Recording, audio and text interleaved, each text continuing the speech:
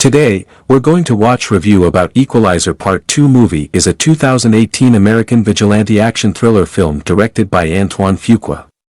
It is the sequel to the 2014 film The Equalizer, which was based on the TV series of the same name, as well as the second installment of the Equalizer trilogy. The film stars Denzel Washington in the lead role, Pedro Pascal, Ashton Sanders, Melissa Leo, Bill Pullman, and Orson Bean in his final film role. It follows ex-Marine and retired DIA officer Robert McCall as he sets out on a path of revenge after one of his friends is murdered.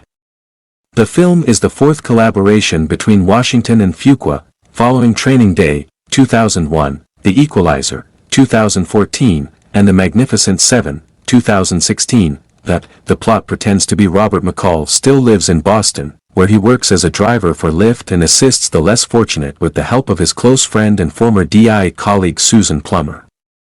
McCall travels to Istanbul to retrieve the kidnapped 9-year-old daughter of bookstore owner, Grace Braylick.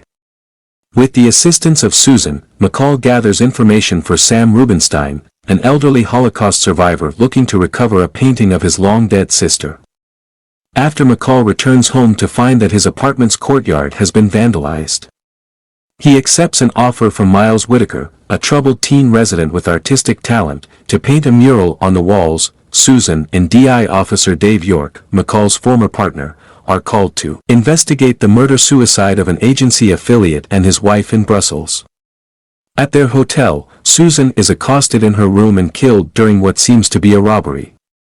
McCall determines that the expertly delivered fatal stab means that Susan was targeted and that the murder-suicide was also staged, informing York of his findings. During one of his Lyft runs, McCall is attacked by an assassin posing as a passenger. He kills the man and retrieves his mobile phone, discovering York's number on the phone's call list. McCall confronts York at his home, and York confesses that after feeling used and discarded by the government he became a mercenary and that he killed Susan when she would have figured out that he was behind the Brussels killings. McCall leaves the house where York's current teammates Kovac, Ari, and Resnick are waiting. Before departing, he promises to kill the entire team as revenge for the death of Susan. Resnick and Ari head to Susan's house to kill her husband Brian, but McCall helps him escape. York and Kovac break into McCall's apartment, where Miles is painting the walls.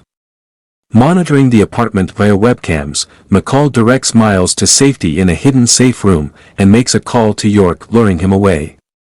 Miles emerges from hiding, but finds York and Kovac still waiting outside the apartment to take him hostage. York deduces that McCall has gone to his seaside hometown, which has been evacuated as a hurricane approaches. Kovac, Ari, and Resnick start searching the town in the wind while York situates himself atop the town's watchtower. McCall stealthily dispatches the team one by one, killing Kovac with a spear gun, slashing Ari to death, and setting an explosive trap that kills Resnick.